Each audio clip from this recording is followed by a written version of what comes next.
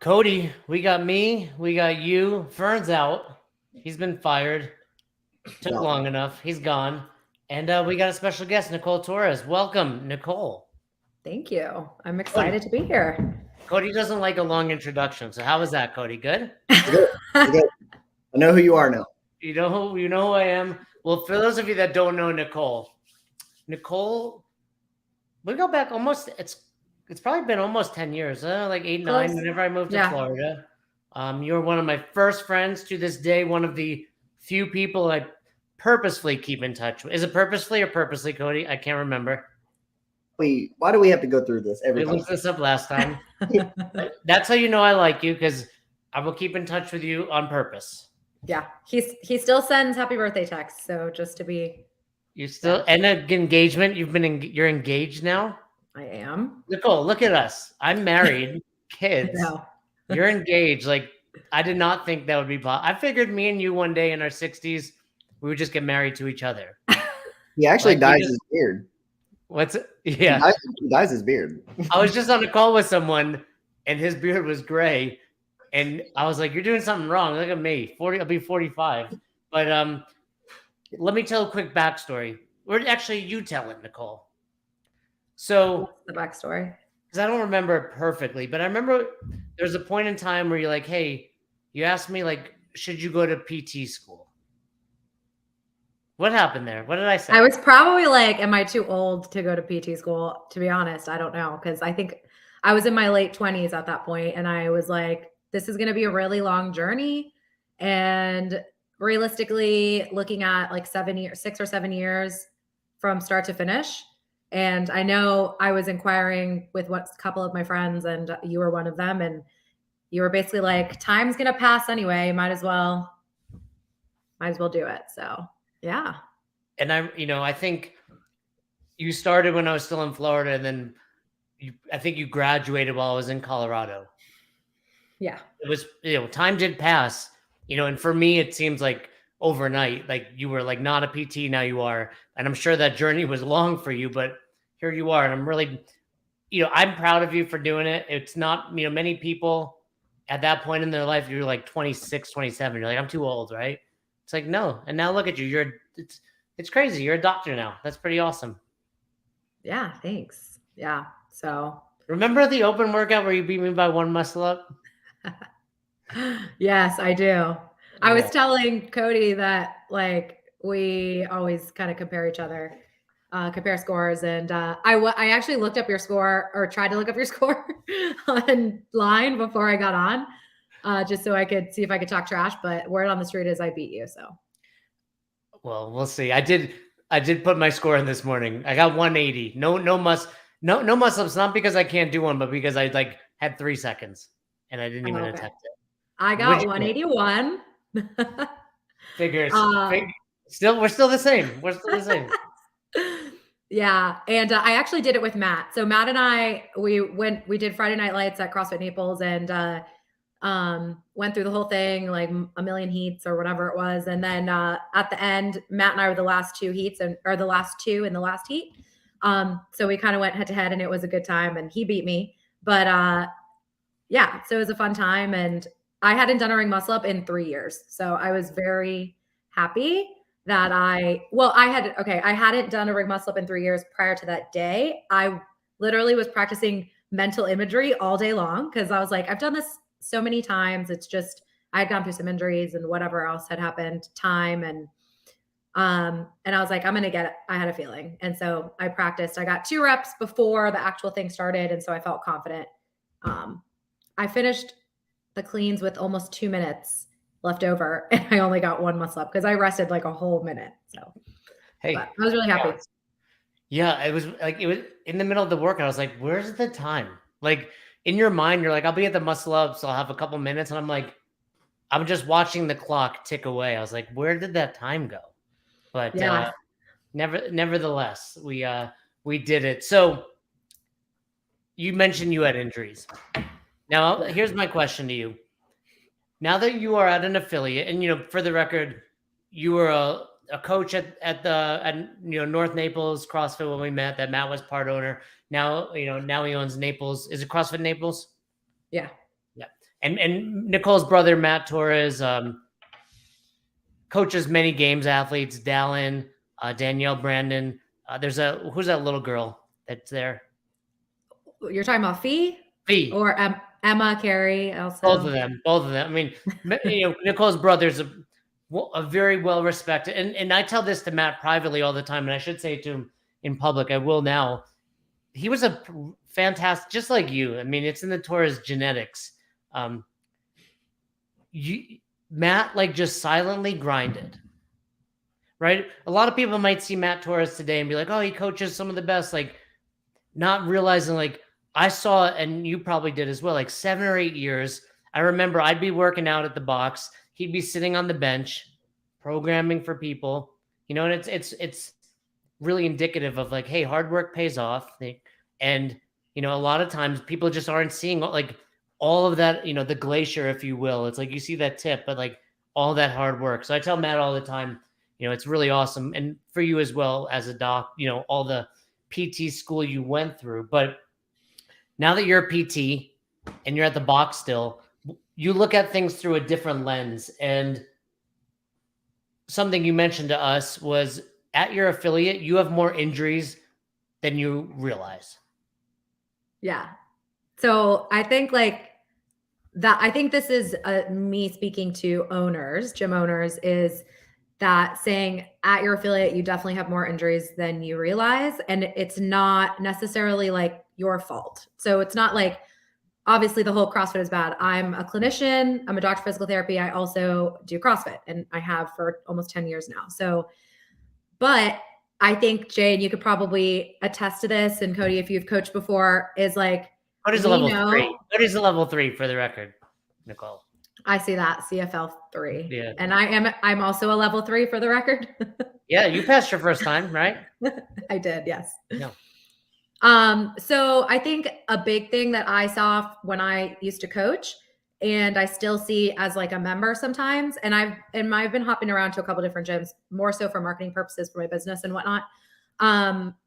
But is that you'll see the member kind of rubbing their shoulder or rubbing their knee or wincing, and coaches just kind of avoiding having the conversation, or not really having the conversation. But yeah, I think that, as having been to multiple CrossFit gyms over the last 10 years, no matter what gym I'm at, no matter the caliber of the coaches, there's someone in that class that has some form of injury going on, right? Injury, pain, dysfunction, something. Every class time, every gym. Would you agree that there's usually someone with something in every class? Yeah, I would say it's it's just one of those things where it's probably just unnoticed. They don't mention it to you, but you have a group of 8 to 12 people. There's something going on, whether it's elbow, little, and like you said, a lot of it's just my belief is you're going to get hurt, whether it's from CrossFit or from not leaving the couch. Which pain do you want? I would prefer, I, to this day at 44, don't feel right if I don't wake up sore. I this hurts, that hurts, to a fault, right? I don't know what it would be like to not wake up that way. But yeah, I think it's just the nature of the beast. We're moving load. If you want to get better, if you want to get fitter, stronger, whatever that goal is, there's probably going to be some aches and pains. You say, well, first let me ask you, what's the most common one or ones you've seen?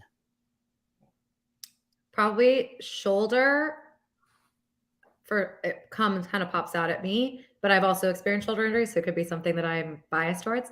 But I think that's pretty common because of the more complex lifts like snatch and the more complex movements like gymnastics just tends to I see that more frequently.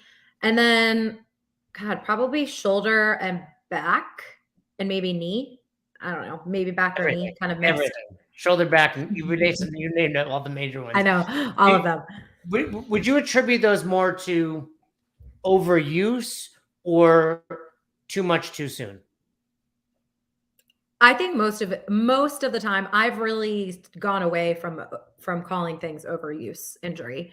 Most of the time you like to use underprepared, because I do think that overuse just assumes that, I don't know, we just did something that we should never do, or, that we could never potentially do. But I think it's more underprepared, because I personally feel like there's lots of things that we can prepare people better for. And then kind of like what you mentioned, people come in, especially the average age in Naples is definitely a little later in life. They have their own predisposed things that happened. They had ankle sprains, or they tore their ACL when they were in college, or whatever's going on. And now they're in their 40s and 50s. And so I say this with the way of like, people have things that pop up. And I think more people in the gym, more people in CrossFit gyms than probably owners or coaches may want to admit, but it's not their fault. I just think that sometimes we kind of, as coaches, can maybe feel uncomfortable with having the conversation, or as owners, maybe they're worried, like, if I bring this up, that person might want to put their membership on hold, or I don't know. That's kind of like what I think. Do you have any experience with that? Or, I mean, you were a box owner, so I mean, I'm sure you had people who wanted to put their memberships on hold because of injury at some point. Oh, of course. And, I think, it changed over the years. We're seeing different iterations of it, and CrossFit is evolving.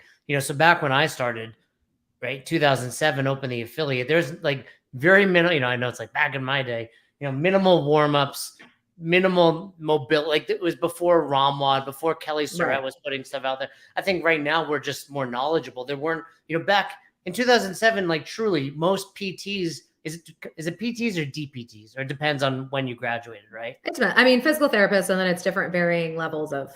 Yeah. And by the way, if you're watching and you have questions or comments, please drop them in the chat specifically for Nicole. We'll get to those, as we go through. But I think we're just more educated now too. Like, back in the day, like, someone come in my shoulder, it's like, suck it up. Like, it's like your old, high school wrestling coach mentality.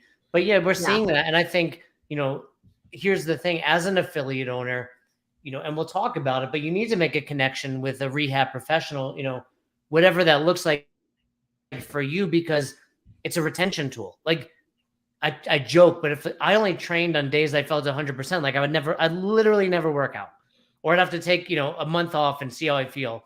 And then it'd be a different type of, like, I don't feel 100%, but you understanding the human body or connecting with someone. So if I can say, hey, Nicole, Sally's got a shoulder injury, what can she do? What are some good scaling options? Because you need to keep people coming in. There's science to prove if you're injured, but you keep training smartly, you're gonna heal faster. That, and also there will be at some point, a coach that may not have as much experience working with people that are injured might run out of like ways to modify or scale, or like that person has been doing ring rows for a really long time and they're like, I'm overdoing ring rows. That's probably one of the most things I see often. And what happens is, when people get injured, if they're not finding a way to still load that tissue in some fashion, they're probably going to feel better eventually, because they're not doing the thing that bothered them. And then when they go back to it, they've deconditioned, right? They've deconditioned the tissue that they just stopped pressing overhead for 3 months. And now they're like, oh, my shoulder feels better. And then they start to go back pressing overhead again, but you've taken away a lot of that, those protective strength, the protective forces that happens with strength training. Like, the reason why the first time you're sore and then you're not, it takes a little bit more to get sore again. And so when you completely just avoid something because you don't really know, or you think you shouldn't be doing it, then it leaves you, again, underprepared. And then that turns into like a lot of where a lot of cyclical or chronic or reoccurring pain can happen too. Yeah. And it's no different than you have, an older clientele. We talk about it at the level 1, the deficiency defines the need. If they just stop deadlifting because doctor says, hey, deadlifting's bad for you, it's like, cool. Well, what happens now? Because they're going to deadlift. Like, just stopping these movements like you're suggesting is not the right course of action. It's how do we heal these movements to stay strong? So when we do, jerk again or snatch again or whatever that looks like, we're not just still injured. We're just feeling a little better about it. You said not all injuries are your fault, but some probably are. What do you mean? I think that sometimes it's I think you have the injuries where people are coming in and they've had or already had things going on. I think also, in my opinion, CrossFit tends to attract a certain person that has a not all of them, but I think a lot of them, and I work with a lot of them, and I would put myself in this as well, is kind of like your stress management is like more stress, right? Like harder, faster, die in this workout. If I can't die in this workout, I didn't work hard enough. And so I do think that CrossFit just like naturally manifests and attracts that population of people. And so sometimes it's the person that's kind of running themselves down. But if you're not having difficult conversations with your members who are coming in 7 days a week, who are doing 2 workouts, the same workout, I mean, it doesn't happen very often, but I remember when I coached maybe 2 or 3 times, a new member or someone who was just like, they wanted to try the workout again, kind of like the open. I'm going to say, what better time than the open, right? But I'm talking about on the same day, not like I'm going to repeat it in 2 days, and so if you're a coach or a gym owner that doesn't have those tough conversations or lets your members come in 7 days a week, week after week after week, and isn't having a conversation with them about rest and, just like having conversations with nutrition, then you're contributing to the problem, in my opinion. So with that being said, you've never owned an affiliate, but you've been around multiple. Where do you have, because I agree with you. I think, and that, like what I was saying, where CrossFit's matured, we've matured as coaches. Like back in the day, it was like, come on in, I'm going to kick your ass and then get the hell out of here or hang out outside. Right. But now it's like, we're educated. We realize, even though back in 2007, nutrition was always the foundation, we're realizing, hey, this needs to be sprinkled into every class, conversations. How do you navigate that in class settings, whether you're a coach or owner? And let me throw that across that. What best practices have you seen? Because say I coach the 4 p.m. once a week. How do I know so-and-so's got a shoulder injury or a knee injury? Because I think that's probably the more common thing at affiliates. Yeah. So the first thing as being a coach is just having that conversation. Like you're going to notice, I mean, you probably know, and I know as a member, not even a coach, I know the people that haven't taken a rest day. I'm going to tell you one thing that I don't know that it was something I personally would be celebrating, but the posts about the member, like member of the month or whatever that had 28 visits this month, it's like, well, there's 30 days in a month. Like, you know what I mean? Like you can see those things. And I think that as gym owners, they could, some gym owners may not have that conversation. And I get the point. The purpose is you want people coming into the gym. You want people to utilize those things. And there are people out there that have like a ROMWOD section. And I'm not talking about the people that are coming and sitting on a bike on their rest day. I would argue that I would still say that that person needs some sort of life balance if all of their time, even their rest days, and especially if they have a family and other things is spent in the gym, then I would say we're probably missing a psychological component there where they feel like they can't take a day off for some reason. So like I have conversations with my clients all the time when people are injured and their intensity has to decrease and they're worried that they're going to gain weight or they're worried, you have to have deeper conversations. And that's what it comes down to, because most of the reasons why people's habits are there aren't usually like surface level. It's not just because, oh, I love the gym so much. It's usually there's something else underlying from what I see.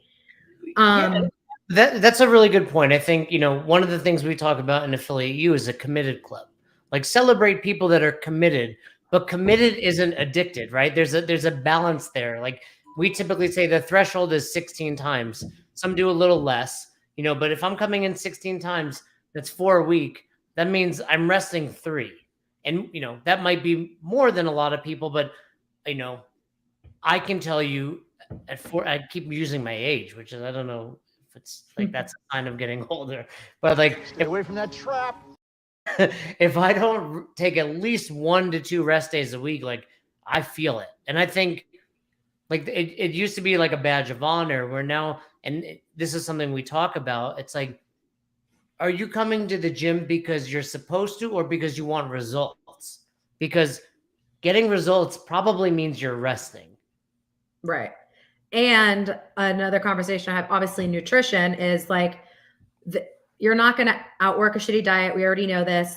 Going to the gym 7 days a week isn't going to make up for poor choices in nutrition. It's not going to make up for, are you working really hard in the gym and then sitting on your butt all day? Like, to me, I would rather see someone increasing their daily step intake or standing throughout the day than doing a second workout or a conditioning piece because we didn't sweat enough that day or something like that. That's really going to actually promote, some increase in metabolic activity that's low intensity and is more beneficial for their health.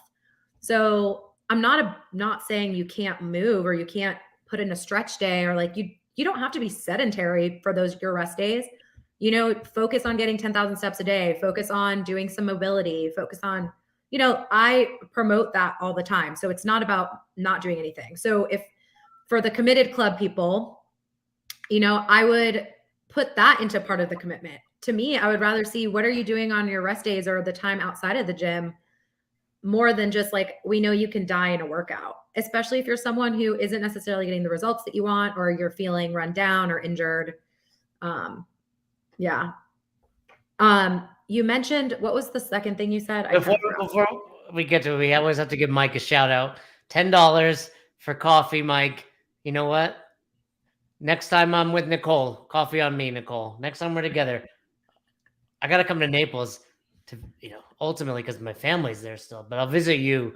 I'm avoiding it mostly because my family's there, but I'll come visit you guys and take you out to coffee.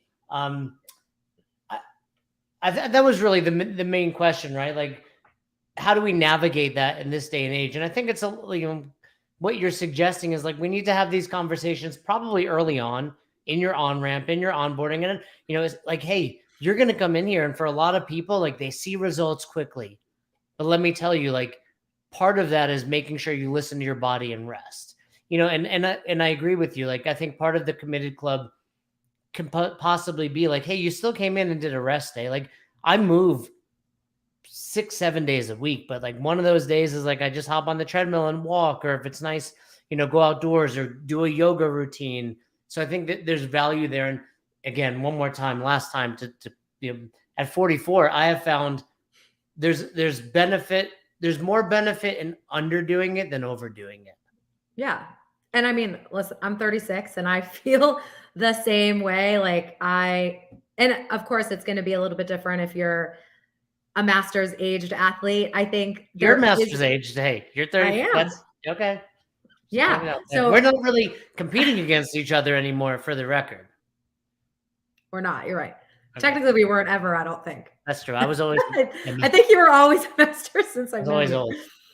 But yeah, I think like that totally is a thing. Like, and that is, again, it all kind of goes down to a big thing that I noticed in CrossFit. And to your original point is every year we evolve. CrossFit's evolved.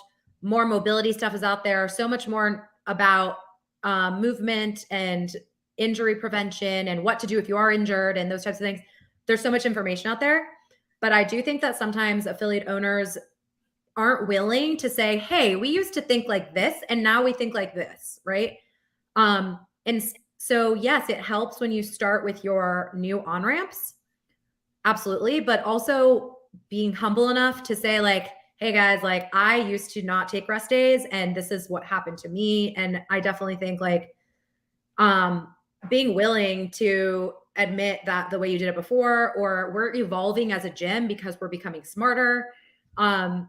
I think that's a big part of it as well. So those are kind of my things around the whole, it could still be your fault, but it's not necessarily direct, but it's more about the things that you may not be comfortable having conversations about or aren't necessarily directly in your face. Yeah. And I agree with you. I think affiliate owners notoriously are like, we realize what we're saying is not accurate anymore, or not that it's not accurate. We've learned, we've matured. We might have, and then it's like, but I'm not going to tell you because I'm stubborn or, I'm embarrassed. And I remember going through that. It was like, zone is the only way to live. And it's like, oh, there's this new thing called macros, or there's this new thing, it's like, cool. Like, and even if it's not like, this is the new thing, like there's other options out there. There's other options. There's other things we can check out. What are some of the main reasons an affiliate owner should make connections with other rehab professionals, and other rehab being physical therapists, chiros? What's an ATC? Athletic trainer. Okay. So it really depends because athletic trainers now are, I think, hold master's level degrees as well, and can kind of help with these types of things. It depends on your state practice act and those types of things. So the reason why I mentioned them is because I'm actually in a business mentorship group, and we work, like, we're always talking about ways that we're making connections and things like that. And pretty regularly, I would say that people within my mentorship group will have a common struggle they have is they reach out to a CrossFit gym. And of course, I don't know the exact method that they're reaching out to the CrossFit gym, but gym owners will be like, oh, we don't have any injuries, or, my members don't get hurt, or, they get very defensive in being like, having that communication or building that network, which, if you really think, like, as an affiliate owner, you should want to have a healthcare professional, because 100%. if you have, I mean, absolutely. If you could have a medical doctor that you can refer to, would be phenomenal.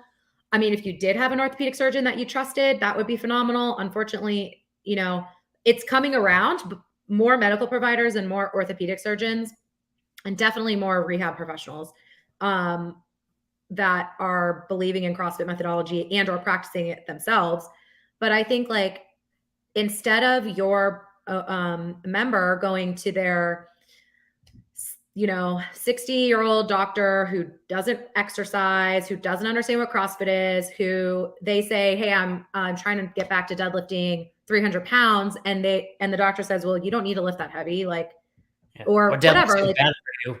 Or deadlifting is bad for you, or running is bad for your knees, or don't, there's so many things there that are still being said.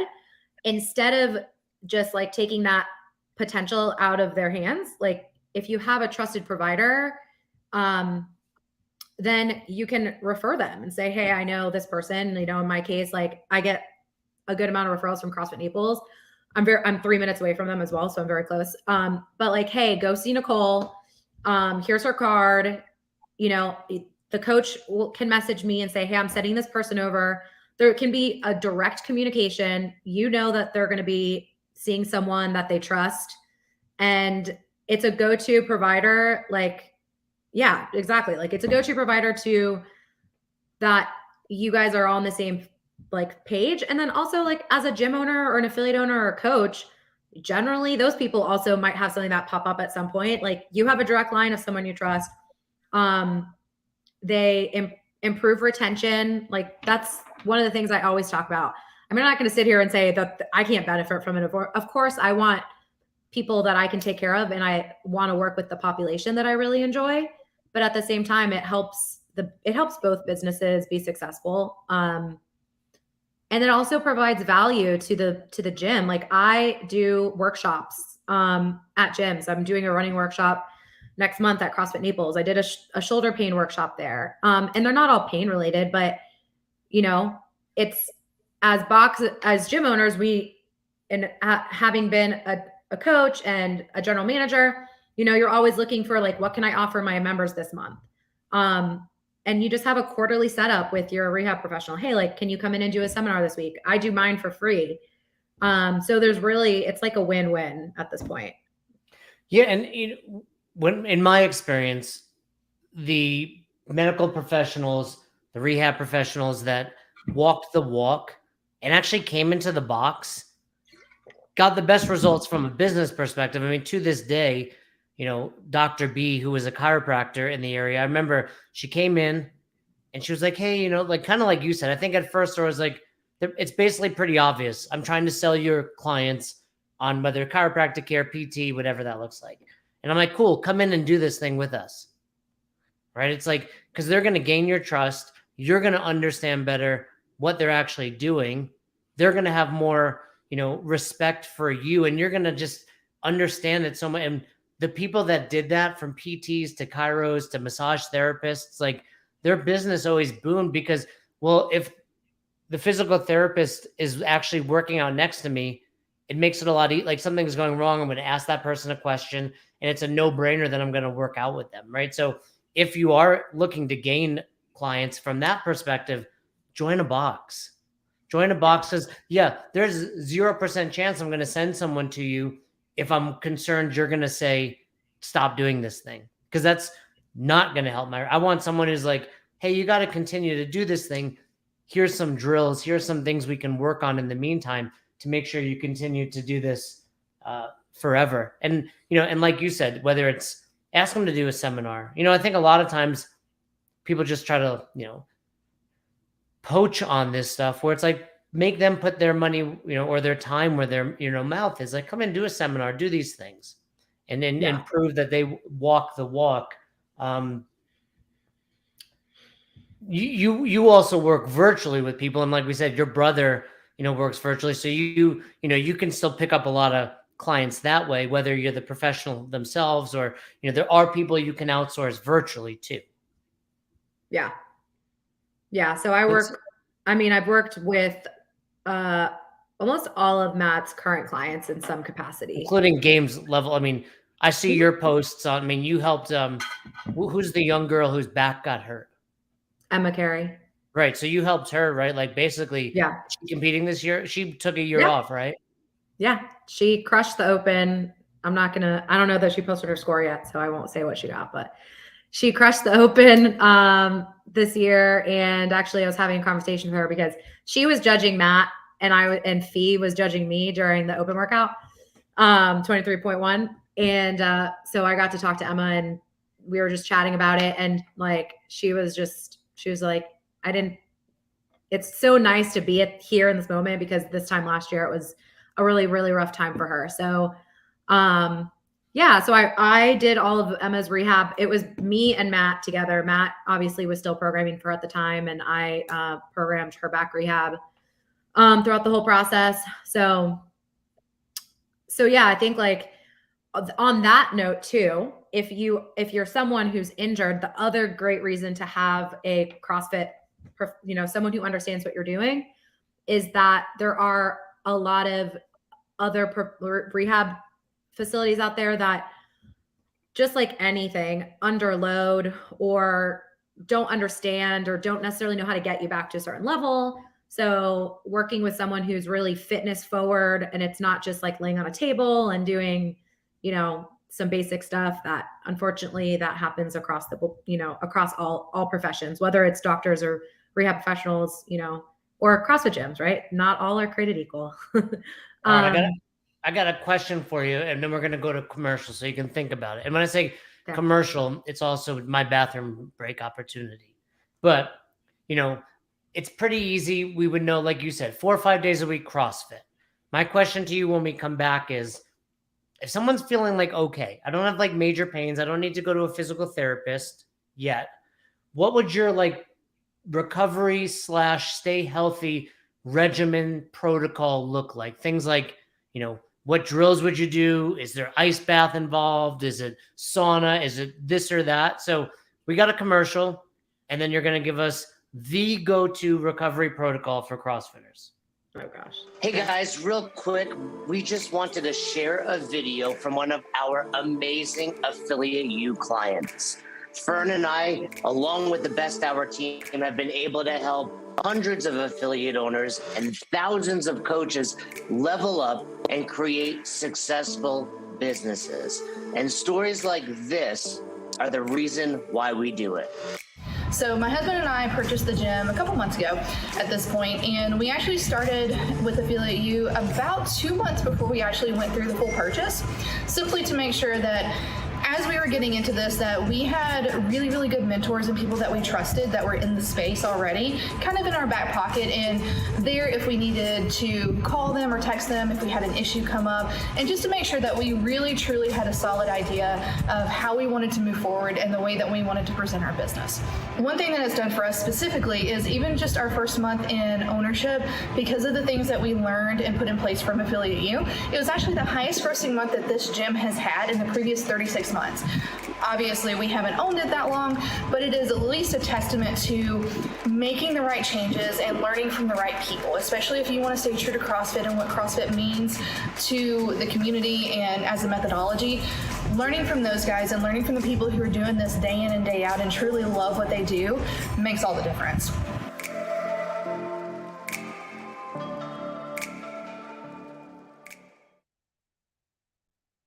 All right, before we get to that answer, Cody, we've got a big premiere coming up, right? I mean, I think it's going to be huge. So you're too young, Cody. Nicole may remember this. I was talking with Marcus and Fern earlier. Back in the day, Michael Jackson would release like a new video, and it was like a premiere on like Fox. Do you remember that, Nicole? You too young? I mean, I feel like I did used to watch a Michael Jackson like special. There was a back in the premiere. day, It was a but- really big deal. The world was watching. And I feel like that's what this is going to be. Now, I tried to pitch that to the team, and they said, no, Cody has a plan.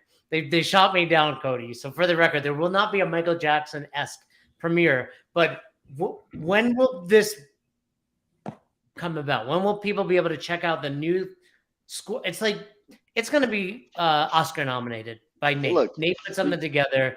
Fern wrote it. When can people find out and see it? You can't rush perfection, Jay. I'm not putting a hard date on this thing. All right. Like when it comes out, it's going to come out and you're going to know.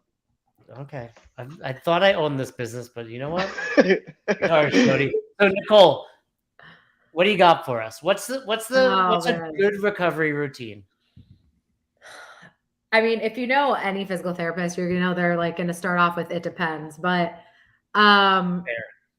so for me, I would say number one, you have to be hitting your basics, which is sleep, Mm-hmm. How much? Nutrition. How much? 5 hours? Good. It depends on who you ask, I guess. But the typical 7 to 9. You don't have kids still. You don't have kids. So accumulation of hours, it doesn't necessarily need to be. I think if you've ever read anything from Dr. Matthew Walker, who's like a huge MD on sleep stuff, and he wrote the book, Why We Sleep. Basically, he said, because there's people out there that say like, oh, I function on 5 hours of sleep or whatever. And according to research of like extensive randomized control trial type of stuff, which is the highest level of research that you can do, that there is no person on this planet that is not affected when they sleep less than 5 or 6 hours, or I forgot the exact number, but there's like, first of all, that book is like one of those books where I'm like, okay, I don't need to read this. Just, give me the cliff notes, sleep 8 hours. Like Why We Sleep. It makes sense. But yeah, a lot of people, I had this one client back in the day, Joe, and he would get like 4 hours of sleep, older guy, really high up back in the state of New York. And I was like, oh, that's cool. Like he functions on that. And then you find out like 0.0001% of people like actually thrive in that environment. Like you're suggesting, most people, it's like eating sugar, right? Like your body's used to it. And then you cut it out and it's like, oh, this is what like good feels like. Right. So agreed. I think that's definitely something to be said. So definitely, when it comes to the recovery modalities, all that stuff that's out there now, sauna, cold plunge, just like any sort of plan, right? If you think about like the nutrition pyramid, like nutrient timing is the top 0.51%. That is not the most important thing. Of course, assuming you don't have any sort of, type 1 diabetes or something like that, which case, of course, that might be more important. But so that stuff is supplementary to having a rock solid foundation of nutrition and sleep. So all that being said, assuming that you're doing all that correctly, which they're probably not. They probably need that. That's the number one. So that's absolutely what I would focus on first and foremost. And then, 4 to 5, I train 4 to 5 days a week. Usually if you are just getting started, 2 to 3 days a week is going to be fine for a couple of months until you can tolerate enough volume to get 4 to 5 days a week. But 4 to 5 days a week, and again, like we're not talking about games athletes who do not work. Most of them don't have a full-time job, don't have to be responsible for all these things. So their stress levels are completely different than other people who they can tolerate a lot more. On that note, I mean, I think that's something that's often like just not understood. And you don't often get to talk to people like you who interact with games athletes daily. Like you interact with, 3 to 5, like you live near them, like they're actually in Naples with you. What does their life look like compared to like when we like, and I'm not asking for like details on like their lives. I'm saying more so like, their training or like, how different is it from the average person that thinks they're going to go to this next level? Cause I'm always like, cool, they're getting 8 hours of sleep. They're getting body work. They're probably having their food cooked. Like what does it look like? Yeah. One of the things I tell my clients all the time is when those athletes right now, they're in season, right? They pretty much their season has started. So when they're out of season, they're only training 5 days a week. They're usually not training 2 days. They might have maybe 1 or 2 a days, but most of the time out of season, they're resting 2, they're having a recovery day and a full rest day. So if a games athlete has a recovery day and a full rest day, then every person should have at minimum a recovery day and a full rest day. And that's outside of their, traditional in-season volume. So in season, yes, they're having multiple sessions because they have to train to that volume, but out of season, they are not. And, a really great example is Dallin, because I know his wife, Corinne, does all of his nutrition and like helps him cook and those types of things. And he's so dialed in. Emma's so dialed in. It's actually insane to think like they're all very dialed in, but it's crazy to think at that age, like at Emma being 18 years old, like she was dialed in at freaking 15. Like it's insane. She eats the same things all of the time, like to them. And she loves her food, but to them, it's like, it tastes good to them, but it's also like that's it. Like, that's just what they're doing. It doesn't matter if it tastes great or not. It's what's going to fuel their body. So I think a big part of it is taking out, I don't want to say the joy of eating, but the emotional attachment to eating is very different for them. I know you did get a crumble cookie in Naples though. I actually have not, but they eat it a lot. So they do like a crumble cookie day where they go like, they do that together. And honestly, because my fiance and I, like, our schedules are just busier. Matt's around them all the time, obviously. And I do see them frequently. I saw a bunch of them the other day during the open, and they come, I usually will see a couple of them during the month, but yeah, so it's very different. So let me get back to your question really quickly. The one thing that I would do if I had, and this is like, let's call it your recovery day, is I would try to get activities, movement outside of your traditional sagittal plane movement. Because in CrossFit, we do a lot of sagittal plane movement. So, a lot of the deadlift, squatting, things that are mostly in this direction. So if I were to recommend, say you have all those things covered, and even if you don't, I would still do this on a recovery day, is getting out of, getting into frontal plane, doing some rotational movements, because again, it's just exposure. What you don't do, you're not going to be prepared for. And then we know from the medical field that a lot of the injuries happen in these awkward movements and positions that tend to happen to be in like rotation or bending in rotation and these types of weird things. So frontal plane movements, Cossack squats, side to side stuff, carries. Pickleball. Is that why you guys are all into pickleball right now in Naples? Yeah, they are very much into pickleball too. We're trying to get into it, but yeah. When's so that's wedding, what I by the way. When's the wedding? There is no date. Because that might be the next time I'm in Naples. Yeah, let me know the next time you're in Naples. We'll no, I'm saying I will come, assuming there's an invite in the mail. Yeah. We've got a lot of start questions, probably the most we've ever had. to be. Where are the starred questions? I Wait, don't this see is them. like Or I private. can't see. I see these. Cody Okay. is starring them. Cody, you want to slowly chip away at these? So multiple people, Trish as well as Nikki Sharp just commented. Do you have a PT eval in onboarding and foundations? I do. So I'm not coaching at an affiliate. So are you talking about specifically like my evaluation process?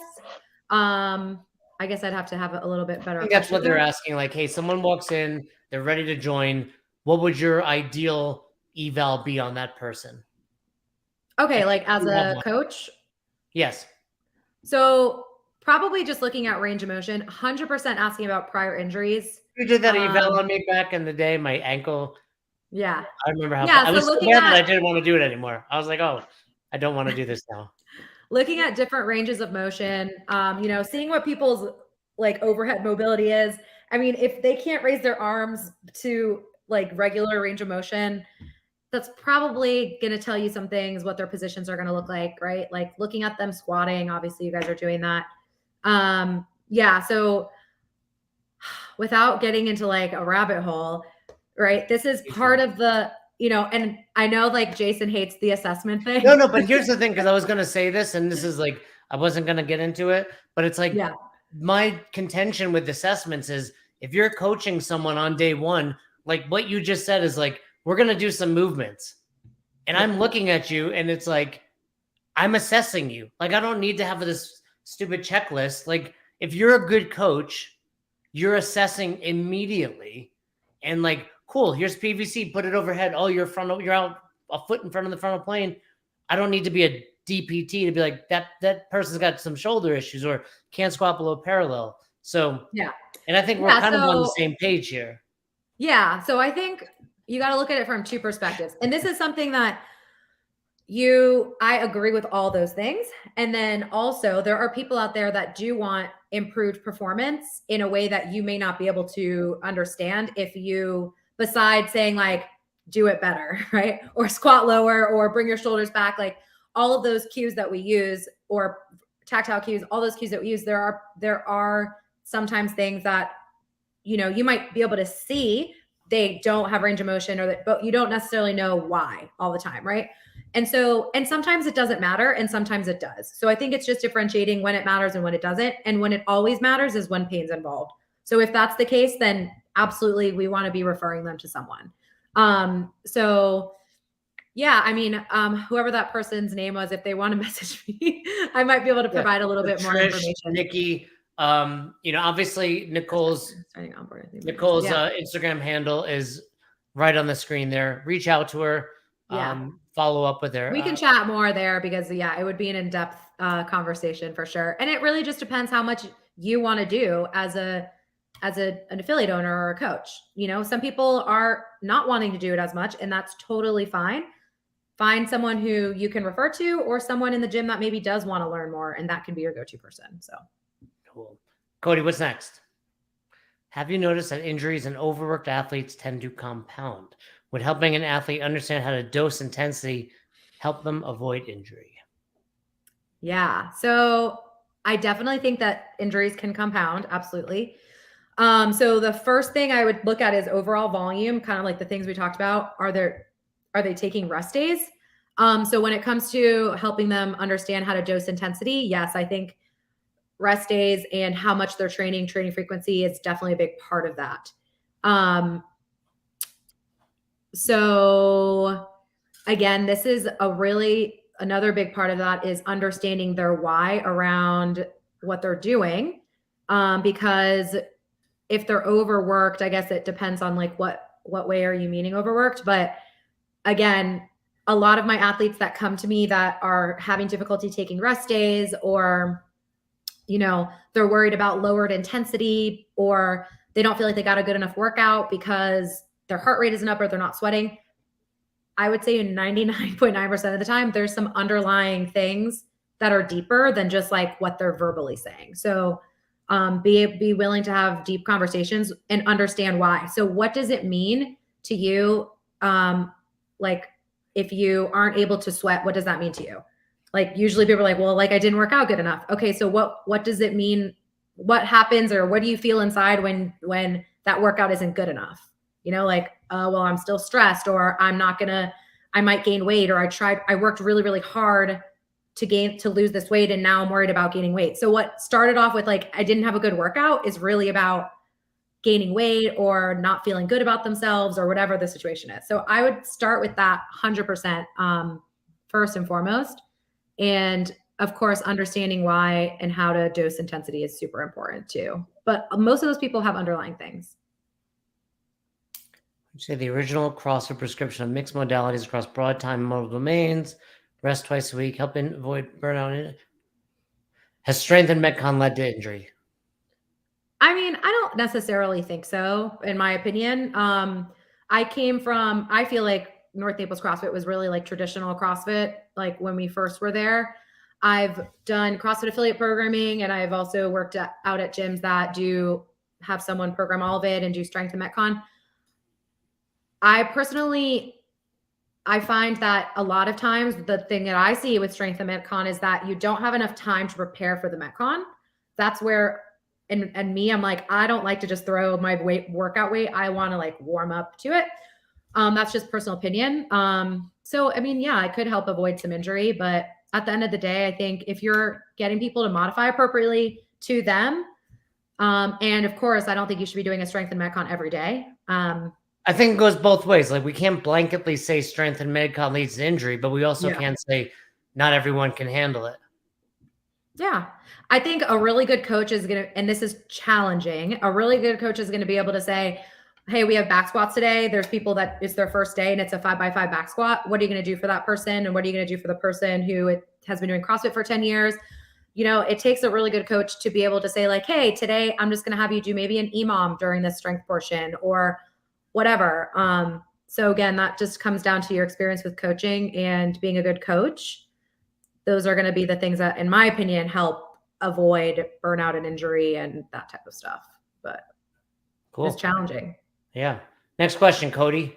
How did Nicole start her PT? Ooh, first she got great advice from her mentor, her, friend, mentor, whatever, who's her, that's me. That's me. Trish. Okay. So first off, I got started because my brother owns an affiliate. So I have a little bit of an in already. I was personally a coach as well. So I was a coach first, then I became a physical therapist. My brother owns an affiliate. So I was basically like, hey, I'm going to work here. By the way, don't coach for your brother. No, I think we're good. I mean, what do you mean? Now you are. We're good now. It's just like anything family related. We've grown and learned a lot. And honestly, like there is more than one compounding factor there. But maturity and communication helps everything. Absolutely. So I think in terms of starting, obviously, if there's not already a PT there, you got to build the relationship first and foremost. You can't just go into an affiliate being like, hey, I want to work here. Even though I just said that I kind of did that. But you had a rapport with I all had of a the rapport, members. obviously. Yeah. I mean, from day one, like I was always asking you, like, I also think to some extent, like this was kind of your like niche before you being in school. Yeah. Yeah. Cause I was like obsessed with Kelly Starrett stuff. And like, he was one of the reasons why I decided to go to PT school.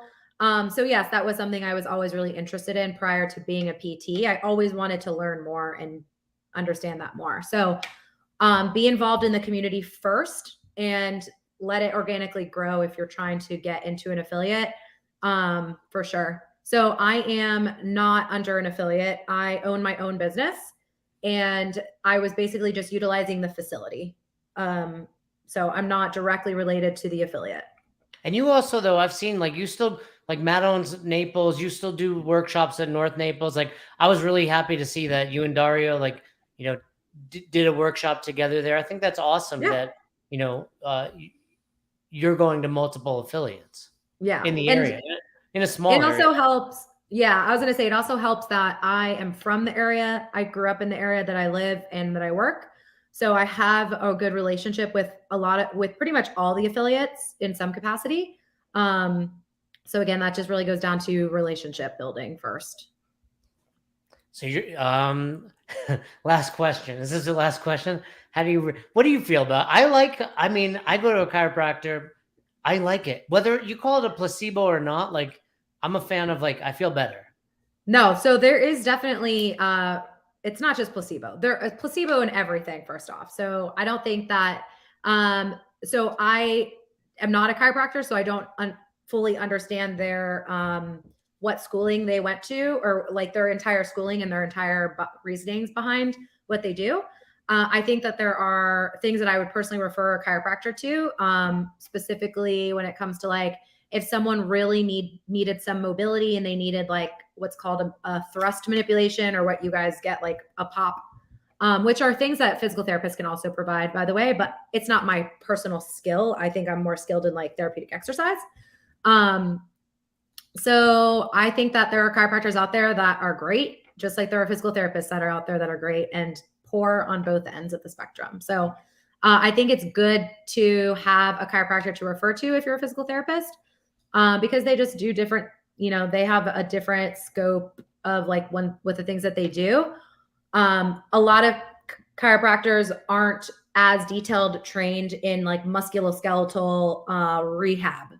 So if you're looking on like a full, not all of them, right? There are people that really, really enjoy the musculoskeletal rehab. And so they do self-education on that, but it's not what is necessarily taught in chiropractic school in the way that physical therapists do. So we're just two different, both rehab professionals with overlapping scopes of practice. So love it. So last question, Trish did ask, she said, since this is so close to home for her with her brother, would you not recommend an affiliate owners try to in-house PT?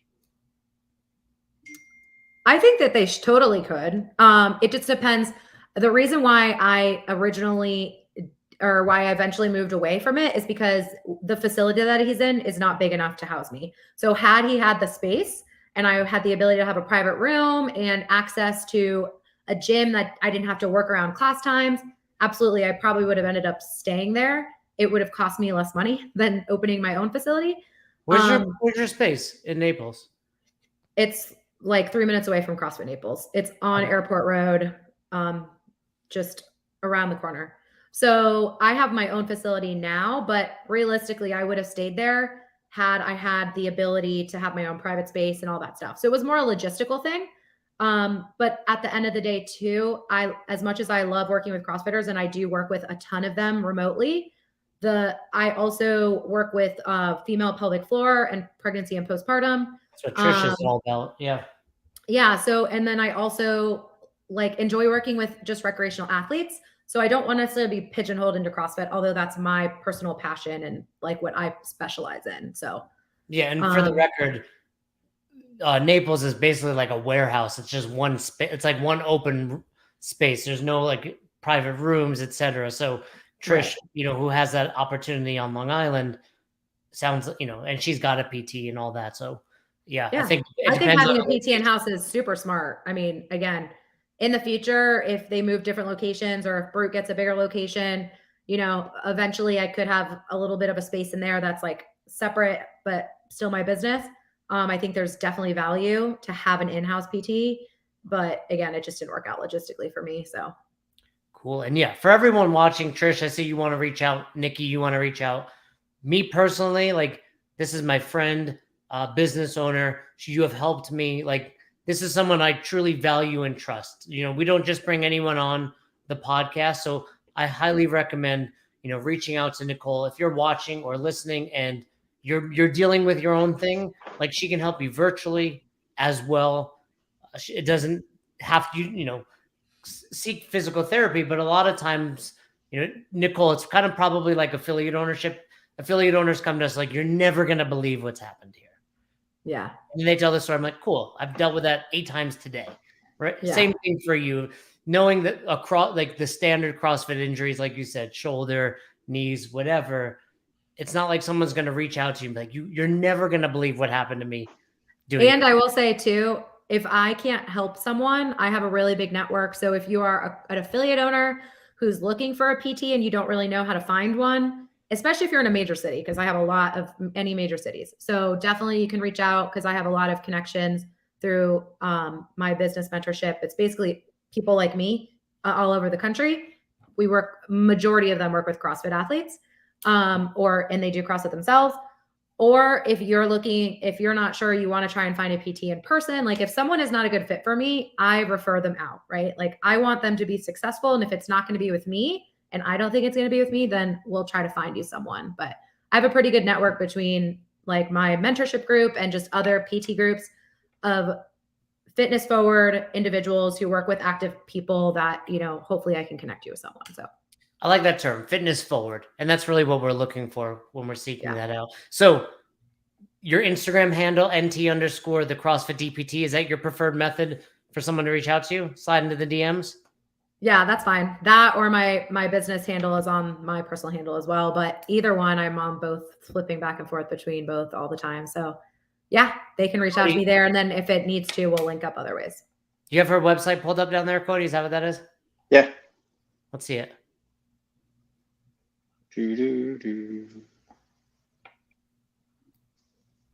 Cool. So that's it's just, was that a that's picture of me? not, wait, that's not me. You pulled up the wrong one. Oh, jeez. It's okay.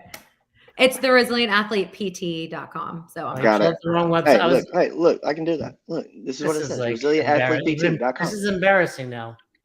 You've embarrassed me in front of one of my longest tenured friends. What is it, Nicole? The Resilient Athlete PT. In fairness, that is a very long URL. I know it is, but you know what? There we go.